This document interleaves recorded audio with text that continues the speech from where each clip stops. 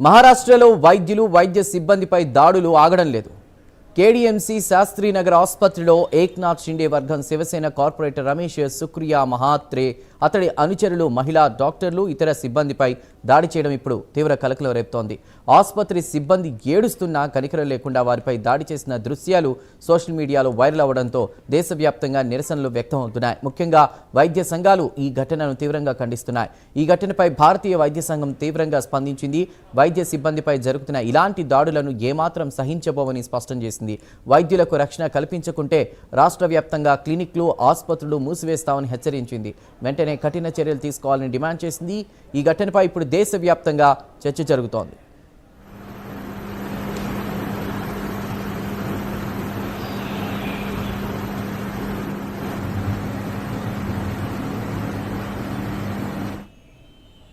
ఇక శిశువుల ఐసీయూలో పడకల కొరత కారణంగానే ఈ వివాదం మొదలైంది. ఒక గర్భిణిని పరీక్షించిన వైద్యులు ఆమెకు పుట్టబోయే బిడ్డకు ఐసీయూ సంరక్షణ అవసరమని గుర్తించారు. అయితే శాస్త్రీనగర్ ఆసుపత్రిలో అప్పటికే అన్ని ఐసీయూ పడకలు నిండిపోవడంతో ఆ శిశువును వేరే ఆసుపత్రికి తరలించమని కుటుంబ సభ్యులకు సూచించారు.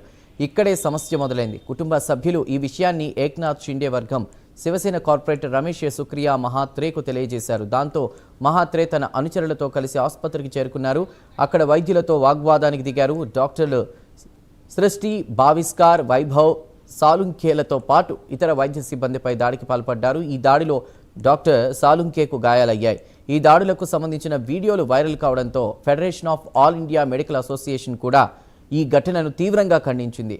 Faima chief patron doctor Rohan Krishnan మాట్లాడుతూ దేశంలో వైద్యులు నిరంతరం భయానక వాతావరణంలో పనిచేయాల్సి వస్తోందని ఆవేదన వ్యక్తం చేశారు.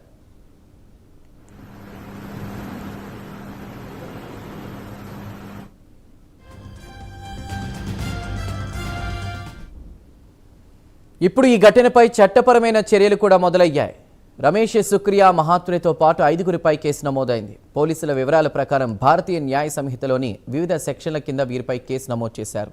ప్రభుత్వ ఉద్యోగిని విధి నిర్వహణలో అడ్డుకోవడం, ఉద్దేశపూర్వకంగా గాయపరచడం, నేరపూరిత బెదిరింపులు, శాంతి భద్రతలకు భంగం కలిగించే ఉద్దేశంతో ఉద్దేశపూర్వక అవమానం, అక్రమ గుంపును ఏర్పాటు చేయడం, అల్లర్లకు పాల్పడడం వంటి అభియోగాలు వీరిపై మోపబడ్డాయి. ఇది భారతీయ న్యాయ సంహిత అమల్లోకి వచ్చినటువంటి తర్వాత నమోదైన కీలక కేసులో ఒకటి. ఒక పక్క కార్పొరేటర్ మహాత్రే మాత్రం తాను దాడి చేయలేదని, ఫోన్ మాట్లాడుతున్న మహిళా డాక్టర్ ఫోనును పక్కకు నెట్టేందుకు మాత్రమే ఆమె చేతిని తట్టానని అంటున్నారు. అన్యాయంపై పోరాడటమే బాలాసాహెబ్ ఠాక్రే తమకు నేర్పించారంటూ చెప్పడం ఇక్కడ గమనించాలి. డాక్టర్లు క్షమాపణ చెప్తే తాను కూడా విచారం వ్యక్తం చేస్తానని కార్పొరేటర్ పేర్కొనడం విడ్డూరంగా ఉంది.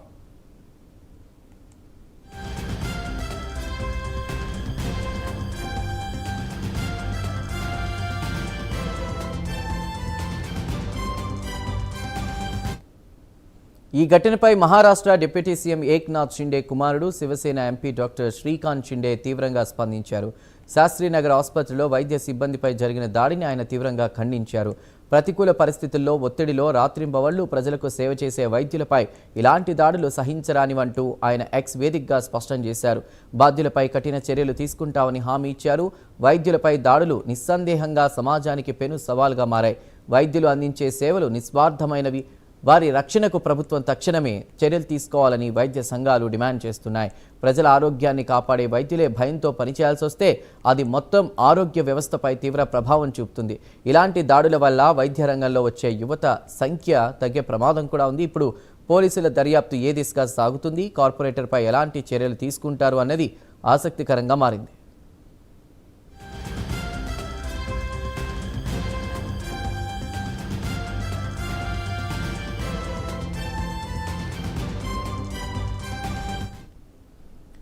గత కొన్ని సంవత్సరాలుగా దేశంలో వైద్యులపై దాడులు పెరుగుతున్నాయి. కోవిడ్ మహమ్మారి సమయంలో కూడా వైద్యులు తమ ప్రాణాలను పణంగా పెట్టి సేవలందించారు. అయినా వారిపై దాడులు, వేధింపులు ఆగడం లేదు. తీవ్రమైన మానసిక ఒత్తిడి కారణంగా కొంతమంది వైద్య సిబ్బంది ఆత్మహత్యలకు పాల్పడుతున్న ఘటనలు కూడా వెలుగులోకి వస్తున్నాయి. ఇలాంటి భౌతిక దాడులు, అవమానాలు జరుగుతుంటే వైద్య సిబ్బంది నిస్వార్థంగా సేవలు అందించాలని దేశం ఆశించడం ఎంతవరకు సమంజసం అన్నటువంటి ప్రశ్న తలెత్తుతోంది. వైద్యుడిపై దాడి అంటే అది కేవలం ఒక వ్యక్తిపై జరిగిన దాడి కాదు, అది మొత్తం ఆరోగ్య వ్యవస్థపై జరిగిన దాడిగానే భావించాలని ఫైమా వంటి సంస్థలు వాదిస్తున్నాయి. ఇక ఈ ఘటనపై ప్రభుత్వ స్పందన, పోలీసుల విచారణ చాలా కీలకం. భవిష్యత్తులో ఇలాంటి సంఘటనలు జరగకుండా ప్రభుత్వం పటిష్ట చర్యలు తీసుకోవాలని, వైద్యుల రక్షణకు కఠిన చట్టాలను అమలు చేయాలని డిమాండ్లు వెల్లువెత్తుతున్నాయి.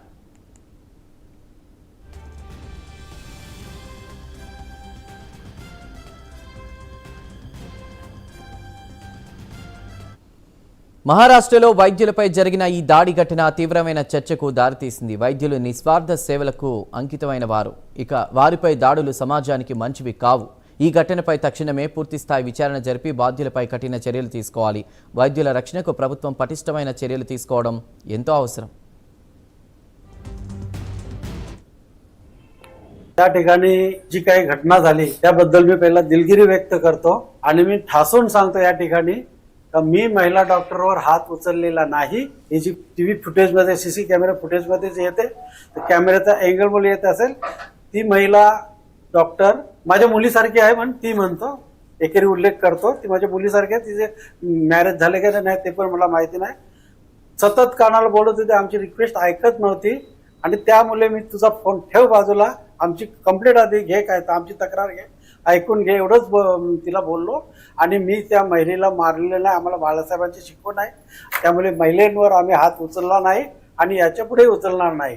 आणि हे जे काय घडली घटना हॉस्पिटलच्या कमतरतेमुळे असेल तर ते हॉस्पिटल फुलफिल करण्याची जबाबदारी मी आतापासून चालू करेन. परंतु याच्या पुढे ज्यांच्यासाठी मी जे काम केलेलं आहे, ज्यांच्यासाठी मी धावून गेलो, जिच्यावरती संकट आलं होतं, अडचणीत आली होती, समस्या निर्माण झाली होती, त्यांच्यात तोंडून तुम्ही ऐका काय घडले ते त्या सांगेन तुम्हाला. डॉक्टर्सना मारहाण करणं हे निश्चितच चुकीचं आहे. आपण कुठलीही गोष्ट एखाद्या डॉक्टरची असेल तो कुणाची चुकली असेल तर त्याला एक संविधानिक पद्धतीने त्याच्यावरती आपण त्यांच्या वरिष्ठांकडे दाद मागू शकतो, तक्रार करू शकतो. आणि मला असं वाटतं की तशी तक्रार करून सुद्धा न्याय देण्याची प्रक्रिया आपल्या एकूणच लोकशाही प्रक्रियेमध्ये आहे. त्यामुळे या सगळ्या गोष्टी ज्या असतील तर त्याच्यावरती संविधानिक पद्धतीनेच आपण गेलं पाहिजे. आता पावसाचं प्रमाण ज्या दिवशीपासून वाढलंय त्याच्यापूर्वीच किंबहुना पावसाळ्याच्या पूर्वी सुद्धा आणि पाऊस ज्या दिवशीपासून वाढलाय त्यावेळीपासून आपण सर्व आमच्या यंत्रणेला सूचना दिलेल्या आहेत.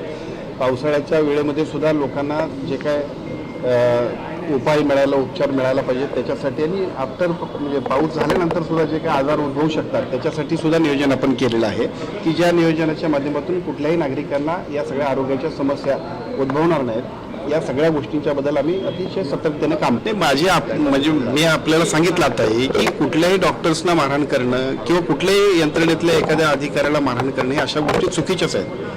आम्ही सगळीच मंडळी ज्यावेळेला लोकांसाठी भांडत असतो त्यावेळेला आमची ही जबाबदारी आहे की आपण संविधानिक पद्धतीनेच या सगळ्या गोष्टीवरती गेलं पाहिजे. एखाद्या माणसाची चूक झाली असेल तर त्याच्यावरती सुद्धा ऑब्जेक्शन आपण घेऊ शकतो ना, आपल्याला कायद्याने तो अधिकार आहे. परंतु अशा गोष्टी घडणे अपेक्षित नाही. तर मी आपल्याला सांगितलं की या सगळ्या गोष्टी चुकीच्या आहेत. कारवाई करणं हा सोडूनच द्या, परंतु अशा प्रकारचे वारंवार जे काही घटना उद्भवतात त्याच्यासाठी कायद्यामध्ये सुद्धा आम्ही सगळीच मंडळी विशेषतः डॉक्टरांच्यासाठी एक स्वतंत्र बिल आणतोय की ज्या बिलामध्ये सगळ्याच डॉक्टरांना अशा पद्धतीची जर मारहाण झाली तर त्याच्यावरती सुद्धा अजूनही सेक्शन्स आम्ही वाढवतोय की ज्याच्यामुळे अशा पद्धतीचं काम कोणी करू नये. हा एक भाग झाला. आणि दुसरं, लोकशाही प्रक्रियेमध्ये काम करताना आम्ही सगळे राजकारणी मंडळी आहोत. राजकारणी मंडळी म्हणून आम्ही सगळ्या मंडळींनी जे काय एकूण सगळी आचारसंहिता पाळली पाहिजे त्यातला हा महत्त्वाचा भाग आहे. एवढंच मला सांगायचं.